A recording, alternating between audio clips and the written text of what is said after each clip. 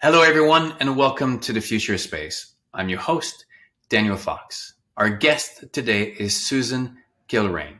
Commander Kilrain is a former NASA astronaut, former Naval Aviator at the U.S. Navy, a motivational speaker for Space for a Better World, and venture partner at New North Ventures. Susan, welcome to the Future Space. Thank you, Daniel. It's so good to be here. Thank you for taking the time. Now, before we go anywhere, like on any other interviews or guests that I have, let's start with your 3 words that capture the essence of space for you. Wow, 3 words. Mesmerizing, inspiring, and dangerous. And I'll explain a little bit. Mesmerizing because I could not get enough of looking out the window. Looking back at Earth was mesmerizing. Looking at the stars was mesmerizing. I gazed out the window anytime I had the opportunity.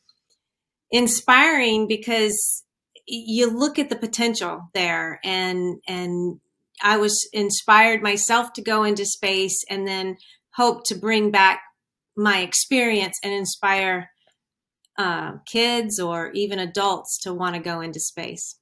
And then dangerous because you do realize that at any given time, there could be a major failure, which we had on our first mission, STS-83.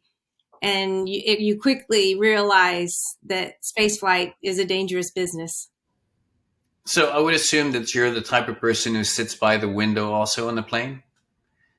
Every time I get. Every flight I'm on a window seat, yes.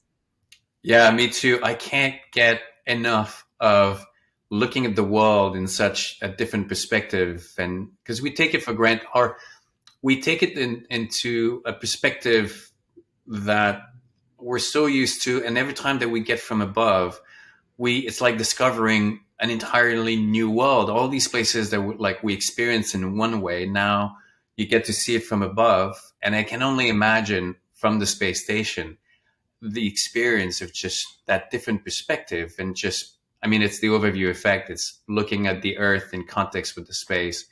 Right. What an amazing experience. My favorite things to do is when you take off right before the sun rises, and as you climb up, it actually makes the sunrise. Or even better, the sun sets and then you take off and the sun rises again and then it sets, so it's very interesting to get that new perspective from that altitude. What was for you the most unexpected discovery because obviously you went up to space expecting a certain experience, but what was the unknown, the thing that you didn't expect and that really moved you? For me, well, I did spend a lot of time looking out the window, and I quickly learned that if I stayed up 45 minutes past my scheduled bedtime, that I could see a part of the world that I hadn't seen yet from space. So I did that night after night. I stayed up late, and I think it was maybe on the 4th or 5th night, I got to see the Andes Mountains for the first time from space. And unlike most of the Earth, the Andes Mountains actually look 3-dimensional. You could see the elevation in there, whereas most everything else looked 2-dimensional. And so that was surprising to me. Do you know why it's such, I mean, it's like that? I think that it probably had to do with the time of the day and the shadows that were being cast, but I'm not real sure. But I just remember, looking at them and thinking, wow, you can really see how tall the mountains are. And of course, there are taller mountains in the world, and we had actually flown over the Himalayas, but maybe because they were completely snow covered that you didn't get that same 3-dimensional effect. I always find it so interesting how your position, how your perspective and your experience of things or anything in life can change so much just by changing certain elements of it, whether it's your position or the light, and how you see them can be totally the opposite of what they are, just depending of those changes. Very true. Now, Susan, before we get into your journey and what you're working on right now and all your exciting world, could you share with us what for you is the human story of going to space? Beyond the science story and the technology story, what is the human story? For me, it's mostly about what it does for the people back here on Earth in so many ways, not just improving life here on Earth with, you know, reducing air pollution or finding medicines or whatever, what it does to the people on Earth, especially children and young adults who see space flight. I mean, think of the Apollo days and when you saw the astronauts walk on the moon, and it inspired an entire generation to want to go to the moon and believe that anything was possible. And so maybe they never went to the moon. Obviously, none of them did really. And a lot of them, most of them never went into space. But they likely went on to get, college degrees and go on to do some really amazing things. Do you think that for this new generation, a pivotal moment like this was seeing rockets landing upright? Was a turning point in making people understand that this was a reality that could make it happen? Would you agree that this was such a pivotal moment? Without a doubt. I mean, for me, when SpaceX launched, the fact that the rocket went up and everything was, yeah, that's really cool. But watching those rockets land on a platform in the middle of the ocean was the most awesome part of it for me. I think I still get goosebumps. I don't think that we get tired of watching those rockets coming back because it's so counterintuitive. Like for as long as we've existed, we've always imagined the rockets just going up, and there's just a physicality to it that it goes up. But seeing this massive piece of engineering with the fire at the bottom and just coming back up and landing upright I think it blows people's mind away. And it was that turning point, realizing, yes, this can happen. This is just no more, something that NASA or everybody can dream about, but we have the solution to start putting the financial aspect to it that can propel it to the next level. Susan, can you share with us your journey? Were you always, did you end up being an astronaut by chance-ish, or were you zeroed in on wanting to become an astronaut from the beginning? Were you surrounded by an environment that facilitated your direction? Tell us a little bit about your journey. Well, I grew up in Georgia. I was the only girl with 3 brothers. And no, I didn't grow up in an environment that facilitated it. All the women I knew were teachers or stay-at-home moms or nurses, and so I didn't have those role models that people ask about necessarily. But staring at the stars at night, and my dad used to take us to the local airport to watch the airplanes take off and land because it was free entertainment and we didn't have much money. I just fell in love with the idea of flying and looking at the stars. I thought one day I might want to fly among the stars. And we had been to the moon, but obviously no women had been in space at all at that time. But nobody told me I couldn't do it. And that was really what facilitated it, was when I told my dad I wanted to be an astronaut. He said, "Oh, that'd be great." Nobody said girls can't fly in space or you're not smart enough or whatever. They just said that'd be great. Now, I don't know what they were saying behind my back, but nobody discouraged me. So I grew up in an environment where I thought it was possible.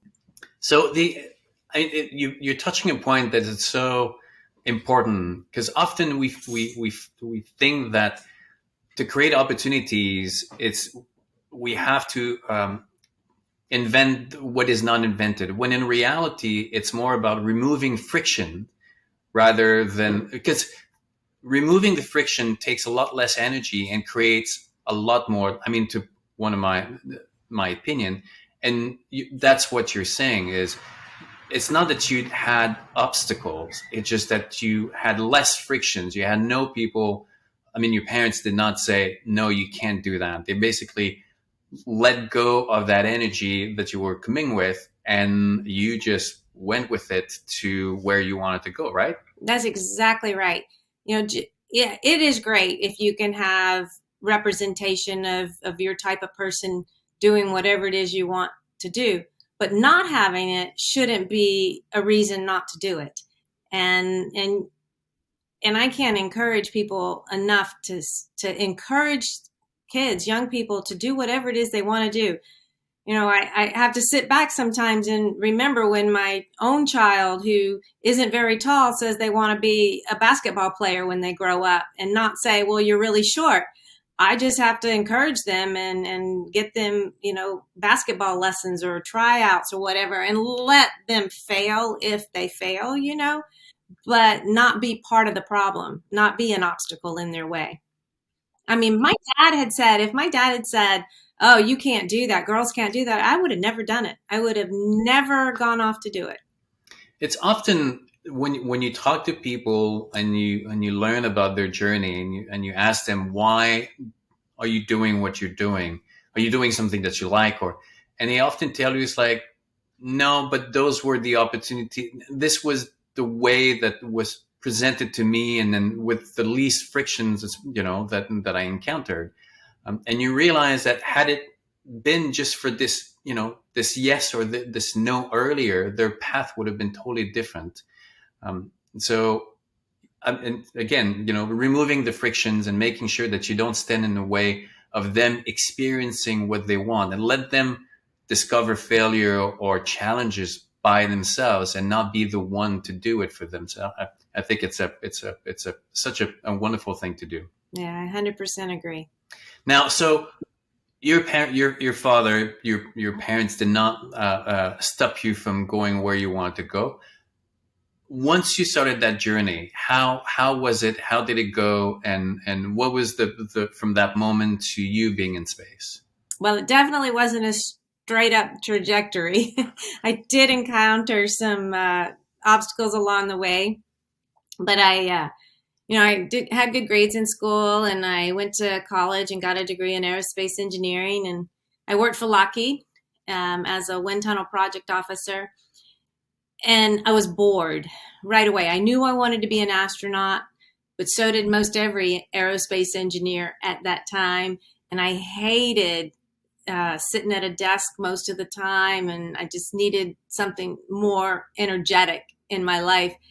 And my boss put me in touch with Dick Scobie, who was the commander of the Challenger mission. But they knew each other pretty well. And so I got to talk to him on the phone, and he recommended that I join the military and become a test pilot, which I thought was a great idea, because then I wouldn't be sitting at a desk. I'd be flying again, and I would, have a better chance of becoming an astronaut and even a shuttle pilot. So I tried to get into the Air Force, and they said that they had fulfilled their quota for women for the year. And that was the first time someone had told me I couldn't do something because I was a woman. And I was a little shocked. I was probably naive, definitely, because I was in my early 20s by this point. But they said no because I was a woman. And somebody else suggested I try the Navy, which I didn't know the Navy had airplanes. So I said, okay. So I went to the Navy, and they took me, and I went to primary flight school, got commissioned first, and went to primary, and got selected for jets, which was perfect. So I could hopefully, become a shuttle pilot.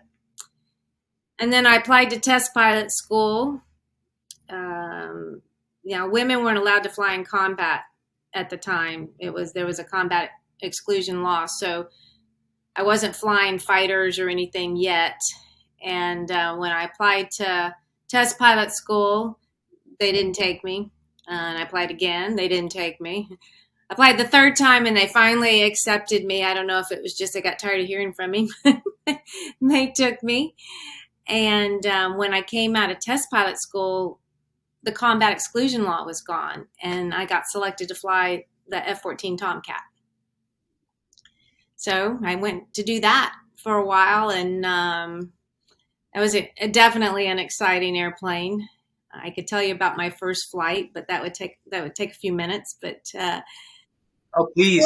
First plane. Okay, so the F-14 is is it the plane in Top Guns, right? Yes. That's the It's one. Yeah. the plane Okay. in the first Top Gun, and it's the plane at the very end in the last Top Gun. Yeah. So I was the first woman selected to train on the East Coast in the Top Gun, and there were two women on the West Coast. And so I was, the only female pilot there. And so the commanding officer wanted to fly in my back seat as my instructor on my first flight to see if I could fly. And in the Tomcat, there are no flight controls in the back seat. So the person in the back seat is completely up to my mercy. Anyways, we got over the training area, about 100 miles off the coast from Virginia Beach. And one of the engines had a high oil temperature, so I had to shut the engine down. And in the Tomcat, the engines are pretty far apart, so that caused a lot of yaw. So I had to, get control of the plane. And then I lost a hydraulic system. And I lost a primary attitude indicator that tells you, if the wings are level, if you're going up and down. And so all these things started happening. And my commanding officer's yelling at me in the back seat because he's not up there. And then the weather came in, and it just was what we call snakes in the cockpit. You're trying to slay the dragon anyways, as it turned out, I managed to fly back to the field. I lowered my arresting hook like you would on an aircraft carrier because of the missing hydraulic system, and caught the wire on the runway and shut it down. And then I got really nervous after, the adrenaline kicked in. But in retrospect, it was the best thing that could have happened to me because it all worked out okay. And the CEO was pretty supportive of women and me specifically. So. And impressed, I'm sure.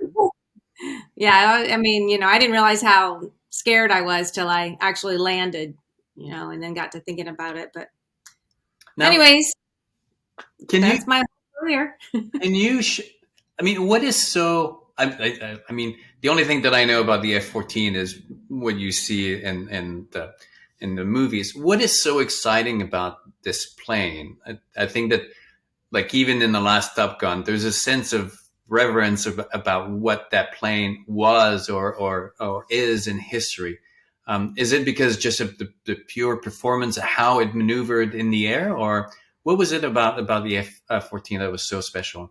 Well, the F-14 could do many things, and it was because, like the wings sweep back and sweep forward. It's kind of like almost very futuristic. I think Top Gun, the original one, made the F-14 so famous and popular.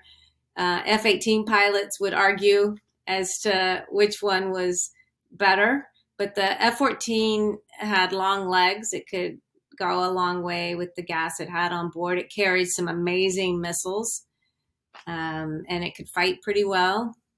I'd say kind of similar almost to the F-15 in the Air Force, but it also landed on aircraft carriers. So the F-14 does have a mystique, but I think a lot of it is driven by the original Top Gun movie. I went to see the second one in Washington, D.C. with some pilots, so it was interesting to have them say, no, that can't be done, or it would be different, done differently. One maneuver where they go over the mountain and they turn. He said that first of all they would not wait until the end. They would turn way before. Yes. Yeah, and I went to the movie with my kids and my husband, and I intentionally looked at it from somebody who doesn't really know a lot about it and enjoyed the Hollywood and the special effects and everything. But when you sit back and look at it, yeah, you do realize that a lot of it was not real. But that's okay. I mean, it's movies. As long as I don't like it when they totally dismiss reality and make it a total fiction, then it's hard for me to get into the script. They need to have a certain logic in it. And there was one scene at the beginning which I thought they could have done it correctly, when Tom Cruise is testing the new plane and they're accelerating while turning. And you go, no, you accelerate when you're going straight, not turning. Yeah, and I didn't say anything, but my kids all agreed that they could have left the whole first part of that movie out. That it didn't really serve any purpose in the movie, you know. Absolutely. Now, Susan, let's go back to astronauts. And so you are flying, and then you finally make it to being on the NASA program. Um, and now, do you find yourself again like one of the first women to be there and to fly up to space? When I got to NASA, it was like a breath of fresh air for me. It was an environment where I didn't feel singled out because I was a woman. Eileen Collins had already flown as the first woman pilot of the space shuttle, and I ended up being the second, and Pam Melroy, my classmate, was the third. But as far as I could tell, like to my face, nobody singled us out because we were women. It just was not an issue. Um, and I'm sure there were guys might have had their own different opinions, but they didn't voice it, and it didn't seem to affect the environment in the office at all. So I loved being at NASA. And so you went up to space, and then how many missions again did you do? I did two, STS 83 and STS 94. And once you've experienced being an astronaut, what I hear often is that there's this desire to share the experience, to try to give back. I mean, I always think of Edmund Hillary. Once he went up to Everest, he spent a lifelong after that in Nepal, just helping and just bringing back the experience, and just you know shifting his focus. Was that the same thing that you felt once you've had experienced this vision of the Earth from space, that it was important for you to just spend the rest of your life communicating that experience? I wouldn't say that I felt that right away.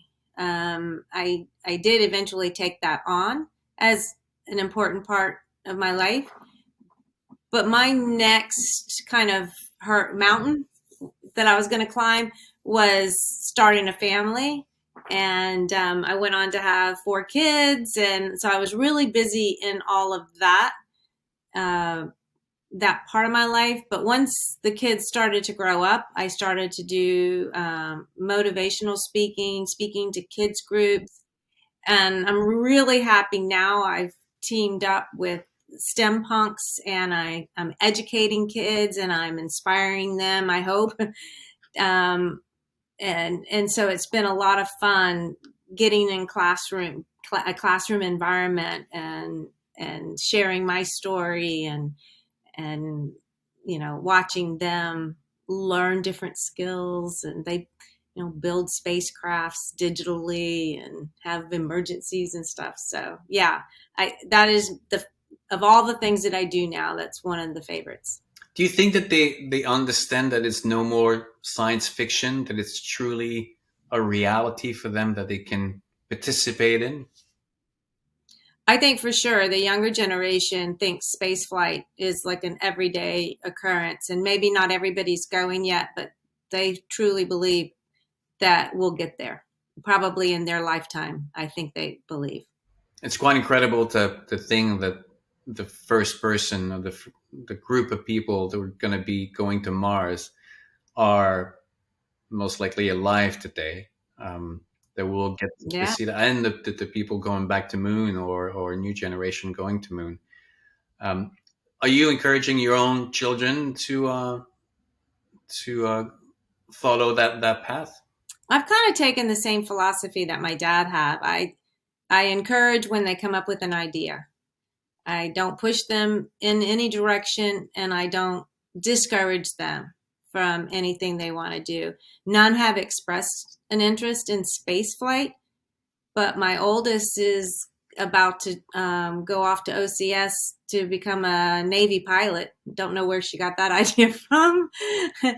I never suggested it or encouraged it. I just let them come up with their own ideas. And I think the two boys have aspirations of following in their father's footsteps right now. And he also doesn't encourage or discourage. And then the youngest, she's a free spirit. So only time will tell what great things she'll do. Yes, indeed.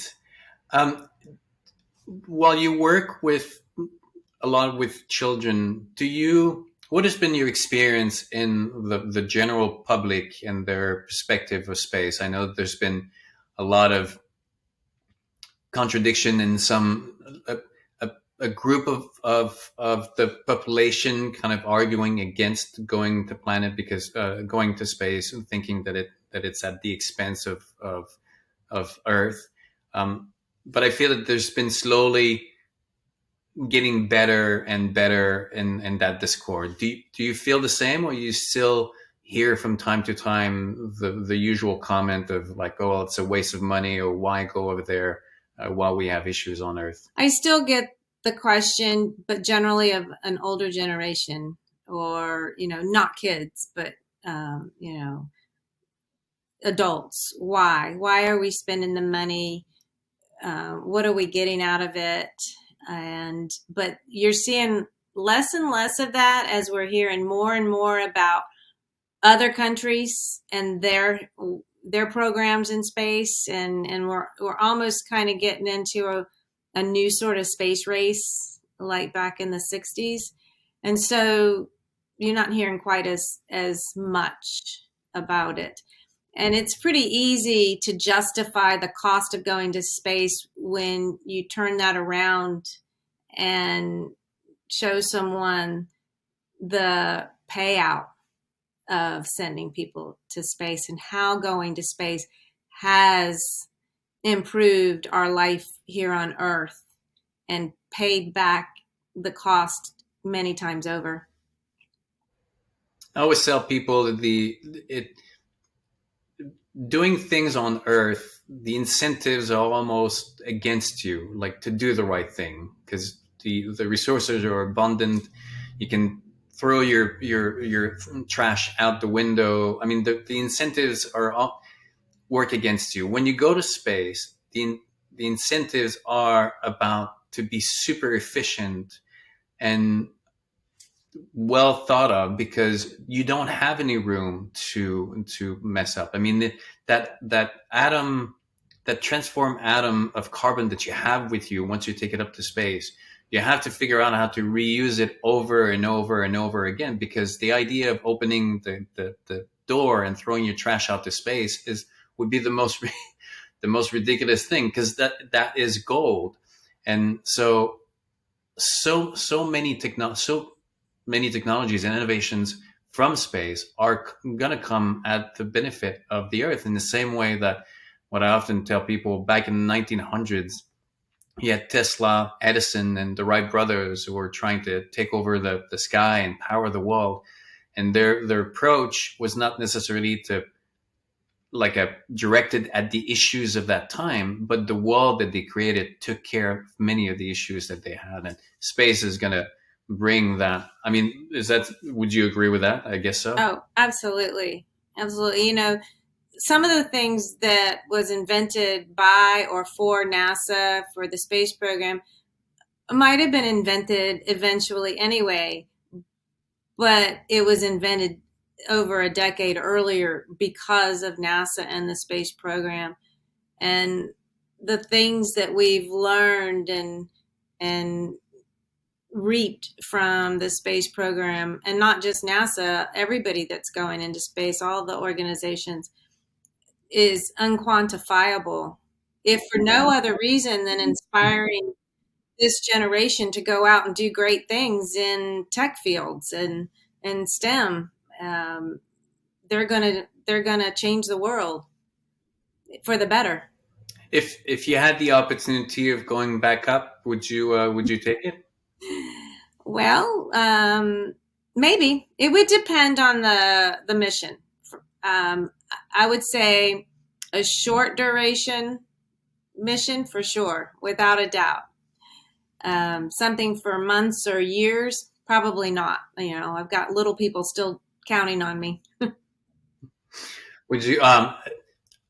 in 2024, I'm going to start taking young 16-year-old on board Space Perspective, because I believe that that format of experience is the best to really experience the overview effect, because you get to spend 6 hours within a narrative that really like guides you of how to process that and those emotions. But imagine if you're 16 years old and you get to go up to 100,000 feet in the air and see the curvature of the earth and the blackness of space. I think that like the world is opening up with these kind of opportunities for, you don't really have to be an astronaut anymore to experience that.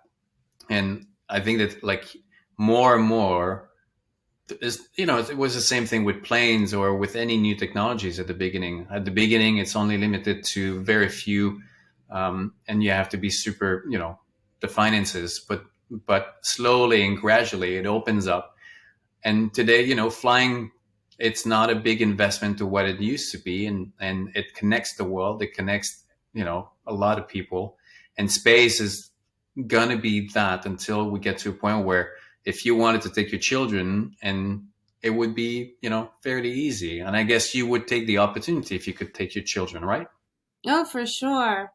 And I think that one of the things, you go up there and you see the curvature and you see space and you see Earth, but what you really see is that thin atmosphere layer, the layer, and how thin it really is. I mean, people think of it as being miles that's protecting our whole humanity, but when you look at it from space, it is just so thin, and you realize how fragile it is, and how that little fragile layer is keeping all of us alive. Did your perspective of life and Earth and evolution changed after when you came back after your trip to space? I had several kind of changes in perspective when I was up in space. And one was deforestation. We had heard a lot about deforestation, mainly in South America. And yeah, you fly over it and you can see the effects of deforestation. But when you flew over parts of the United States, it looked exactly the same.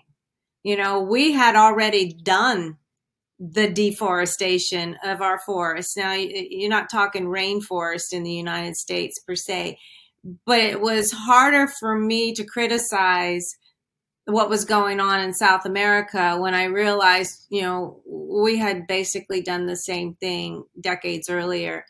So that was kind of an appreciation that I got. And then you talk about the lack of country borders from space.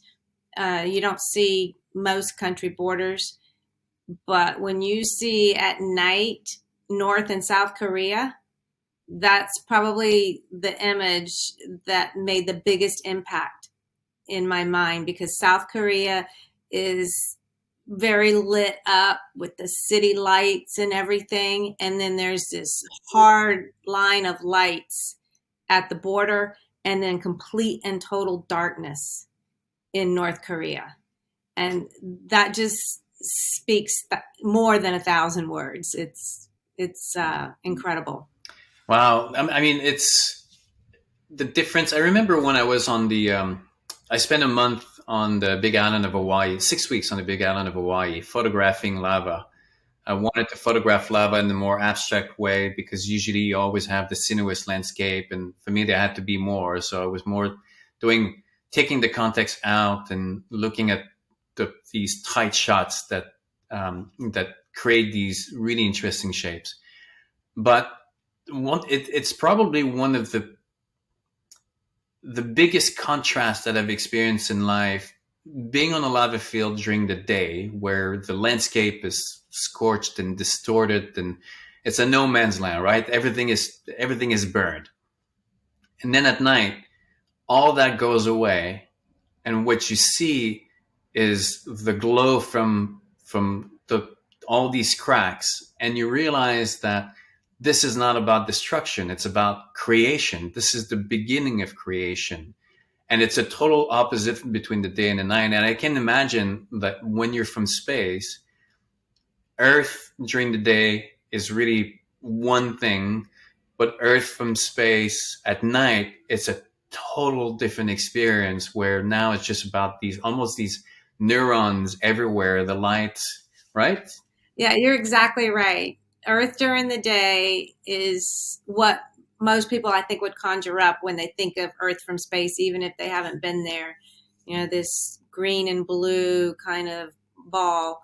But at night, it looks like nerves and neurons, and all the big cities just light up. Especially, you know, you can see the roadways that go between the big cities, and just like, you know, nerves and neurons, and it's a whole different picture. And you can certainly tell where all the people that have access to electricity live. And then there's huge dark spots that aren't ocean. You know, they're not ocean.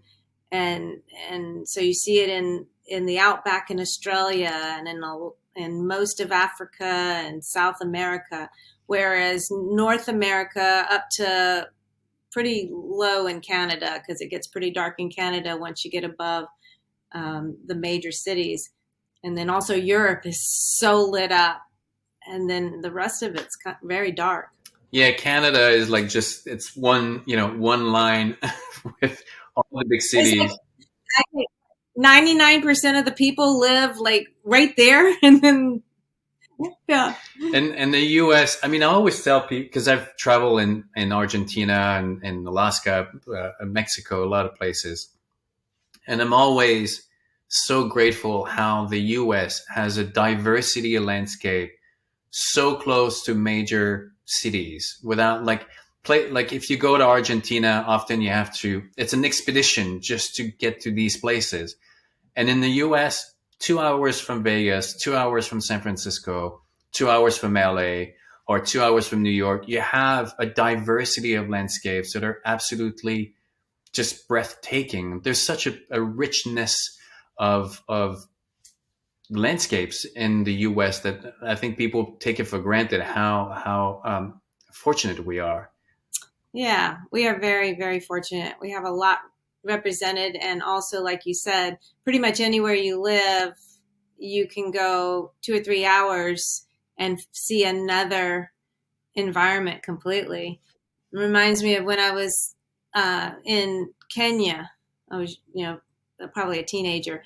And right there, um, in Nairobi is a huge animal like park for safari. And who would have thought there would have been giraffes and elephants and lions and all right there in the city? You know?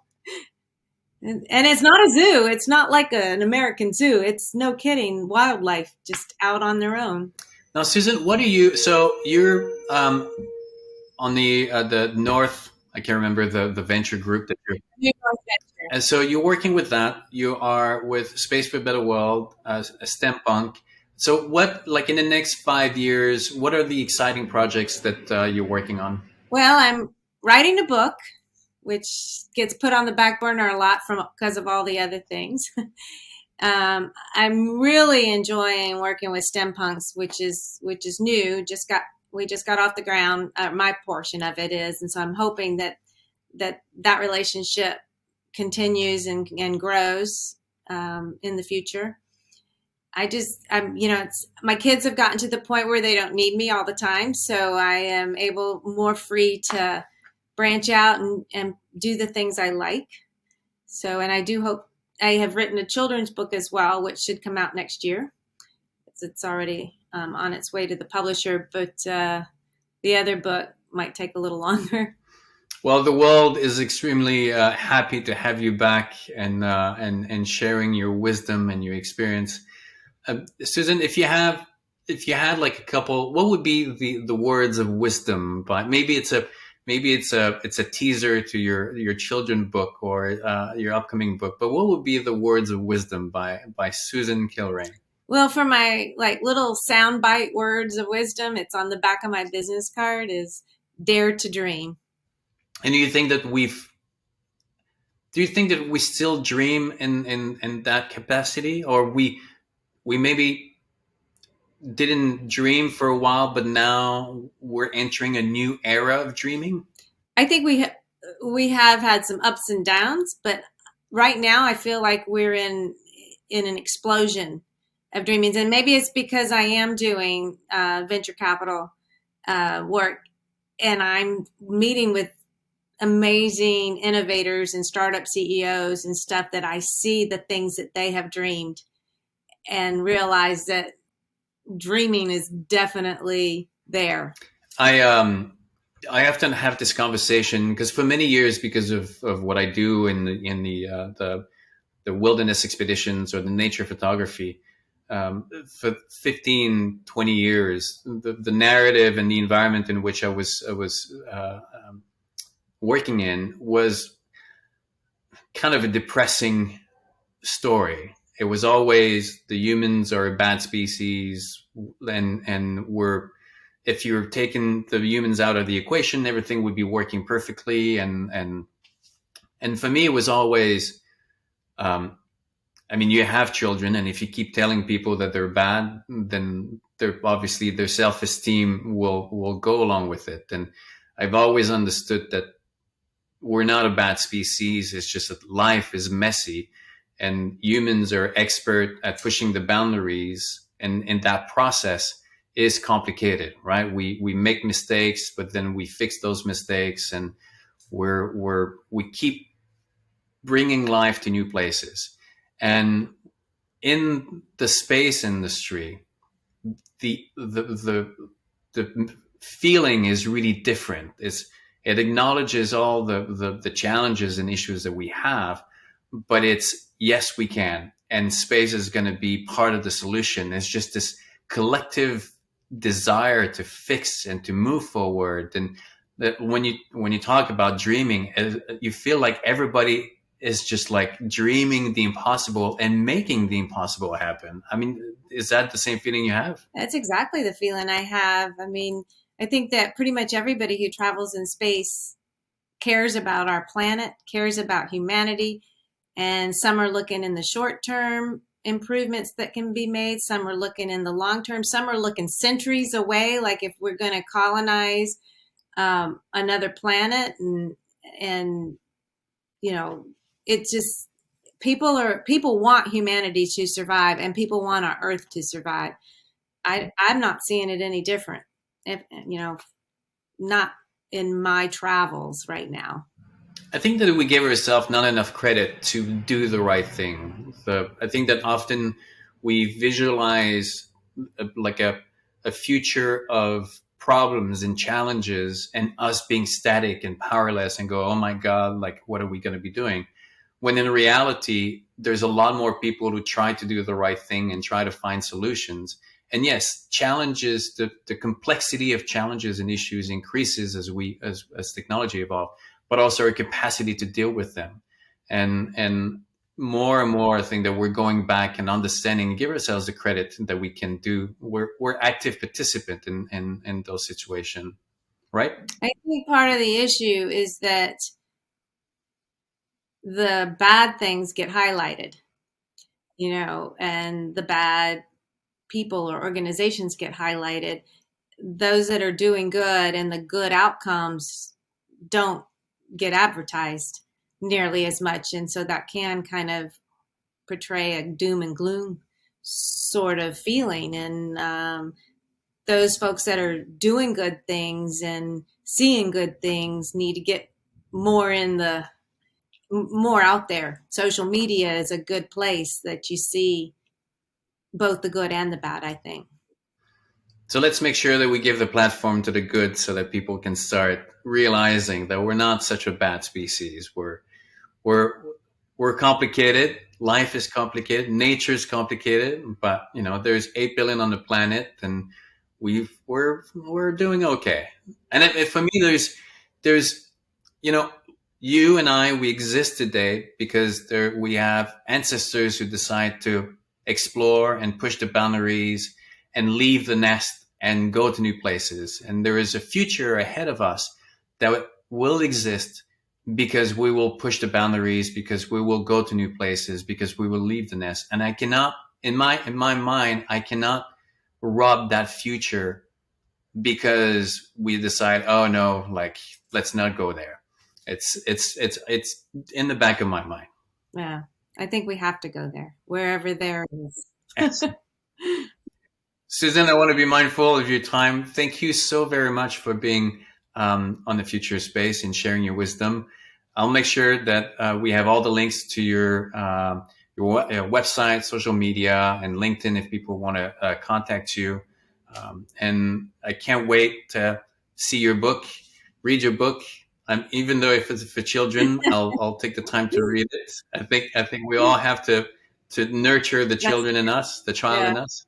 So Thank you, Daniel. It's very and nice to talk with you. I mean, I follow all your stuff, so I look forward to seeing where you go next. excellent. I'll send you updates for sure, and I'll be in DC soon, and maybe we can connect. Sounds good. Look forward to it. Thank you, Susan. Thank you. Bye.